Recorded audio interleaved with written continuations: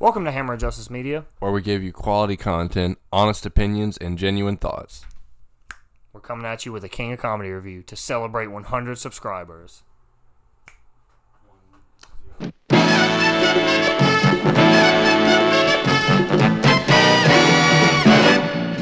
So will you please give your warmest greetings to the newest King of Comedy, Rupert Pupkin. His name is Rupert Pupkin. He lives in a world of make-believe. Jerry, I love this guy. Always coming up with these great lines. I love him. Nobody can remember his name. Mr. Pipkin. Mr. Pupnik. Mr. Puffer. Rupert. Pupkin, P-U-P-K-I-N. But by 11:30 tonight, the whole world will know that Rupert Pupkin is the new King of Comedy. Robert De Niro, Jerry Lewis, in a Martin Scorsese picture. The King of Comedy.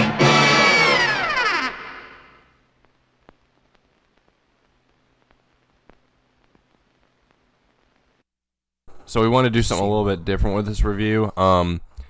Since it was a kind of for a special occasion, we wanted to switch up a little bit and do a retro movie that none of us had seen, one that maybe doesn't get talked about enough, and that is Martin Scorsese's King of Comedy. Came out in 1982, stars Robert De Niro, Sandra Bernhard, and Jerry Lewis, and yeah, and obviously, Robert De Niro, Martin Scorsese, that's like an amazing combo they've shown time and time again. But this movie is very different than a lot of other Scorsese movies I've seen.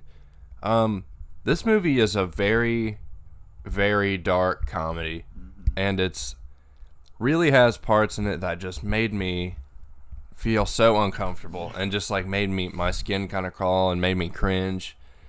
But it's also very funny at parts, but it's you don't want to laugh at it because it's just of how messed up it is. And I think that there's a lot of really amazing social commentary in this movie about how we view celebrities, how we kind of dehumanize celebrities and turn them into this figure, how we try to emulate certain people in the media, things like that. There are all sorts of ways you can look at what this movie's trying to say, because it has a lot to say. And I love this movie. Martin Scorsese is my favorite director. Two of my favorite movies of all time. My favorite movie of all time was directed by him, but I'm not going to say what that is yet because we might do another video where we talk about our all-time favorite movies. Put in the comments what you think it is. Scorsese is my favorite director, and I was just so pleasantly surprised. I think this movie is not talked about enough. I think it is criminally underrated in his filmography, and Robert De Niro gives an amazing performance in this movie. His character is fascinating. There's really also you could talk about this movie all day. I want to go off kind of what Jay was saying, and the thing with this movie, it is very uncomfortable at parts. There's scenes where I couldn't even look at the screen. I was kind of looking away because I was I'm cringing so hard, but and there is funny moments, but honestly it's kind of disturbing. It's kind of a disturbing movie at certain points, and there's a lot of moments, there's so many moments with Robert De Niro's character. And speaking of his character, I just want to say that this is so different from any character Robert De Niro has ever played. Because usually he's the hardened gangster, this really tough guy, and in this one he's kind of like a quirky, weird guy, kind of, but kind of a psychopath at times. And honestly, I enjoyed the hell out of this movie. I thought this movie was so enjoyable, and I don't know why it's not talked about more. Because Martin Scorsese kills it again, like he does always, and Robert De Niro delivers on his character 110%. He's so quirky and weird, and it's so good. I went into this movie not knowing anything about what this plot was, and it was insane. Just Robert De Niro, just how crazy he was in this movie. But even at the beginning, I thought he was just a normal guy, and you can just slowly see throughout the whole movie how much crazier he gets. I didn't even recognize him at first. He literally portrayed this character so well, and that's what I love about this acting. Like, I didn't see a great acting from Robert De Niro. I saw the actual character, and it really brought me into the story.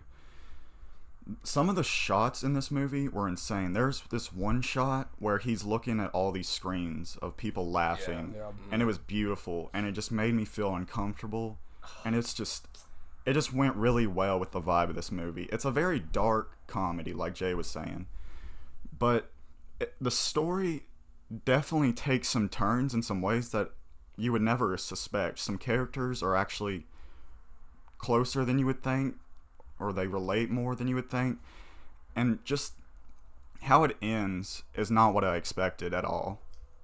Yeah, so going into this movie, it's Martin Scorsese, I was expecting a little bit more, like Taxi Driver, Goodfellas type, movie, because that's usually who Scorsese is. I was not expecting a really dark comedy. Usually, I don't think he's ever made a movie like this before. Well, after this, Keep in mind, he has made like 40 movies. Yeah, A lot of them are. Yeah. But to me, this is such the oddball out of his filmography. As far as like comedy goes. Yeah. And I enjoy. Well, because Wolf of Wall Street. Right. You can kind of view Wolf of Wall Street as a dark comedy. This is something a little more. No, this is. It's a little bit more nuanced for its time. It's super relevant. Super relevant in today's culture. Oh yeah. With what Jay was talking about with celebrity culture. We're at this point now where we can literally go on our phones and go to, say, like Tom Cruise's Twitter page, and we can actually write him, and he can actually see that shit. It's like it's bizarre, and this movie kind of touches on that a little bit, So with the character of Robert De Niro's character with Rupert Pumpkin, how he's really isn't that Pumpkin? Pumpkin. Pumpkin. Pumpkin. Like pup. Who cares? Like pumpkin with a P. I do want to point something out. Pumpkin. It's funny that you do that because if you'll notice in the movie, everyone mispronounces his name. And I love that too because I don't know. Are we going to go in spoilers with this movie? Well, I was going to say we could get, after we give our initial thoughts, we'll get into the spoilers. Okay. After yeah, because there's a reason why they do that in this movie. And I thought it was really well done and really clever how they do it. But his character, the way that he's obsessed with, the Jerry Langford character, it's haunting, but I understand it because we live in a culture now where people are super obsessive with, celebrities, and it's kind of gone a little bit overboard. But overall, I really enjoyed this movie. Like they've said, I'm really surprised that this movie has become such an underrated movie that when you talk about the King of Comedy, some people that I know that are really big film fans, they go, "What's that?" I'm like, "King of Comedy." They're like, I don't know what you're talking about. I'm like, "Oh my God, you gotta watch this movie." And and it is kind of a shame. I know when it came out, it was a box office failure, and then after that, I know that Scorsese and De Niro didn't work together for another 8 years because of this movie. And it is kind of saddening that Scorsese, I've read about this before. He was really invested in this movie. He put a lot of, and he was very distraught when it was a box office failure because he put so much effort into it, and I think him and De Niro both really wanted it to be something really amazing, and because they're both A-list. This is top tier when it comes to both acting and directing. You can look at at Goodfellas, at Raging Bull, at Taxi Driver, and De Niro and Scorsese are still almost just at that level in this movie. Their chemistry, and because and Scorsese's kind of picked up DiCaprio now as his new Robert De Niro, and honestly, I love some of those movies in that era even more than the old ones, but this just shows why De Niro and Scorsese are so good together, and because they have this crazy range. Robert De Niro is so dynamic when he's working with Scorsese. He can really go anywhere with if you look at Cape, this almost gives some like Cape Fear kind of vibes too. I haven't seen that. De Niro plays a crazy guy, see it. and it's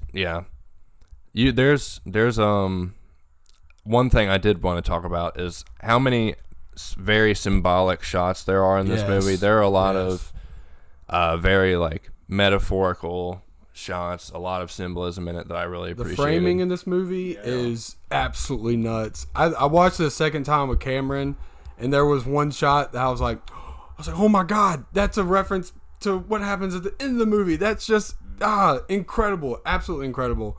Are we getting into spoilers? Because I want to talk about this shot. All right, so from here we can go ahead and start getting into spoiler territory.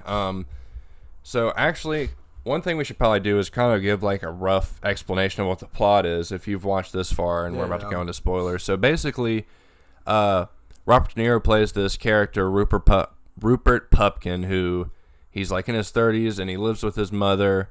Or he's not like in his 30s. He's like in his he's probably like later 30s, right? Well, in the movie, he says he's around his 30s because he's like, hey, I'm 30 years old, and can't wait any longer. And that's all fine and good, but you find out he has this very crazy obsession with Jerry Lewis's character, Jerry Langford, who is like a comedian talk show host that he's obsessed with, and he wants to be a comedian that kind of comes on this show, essentially.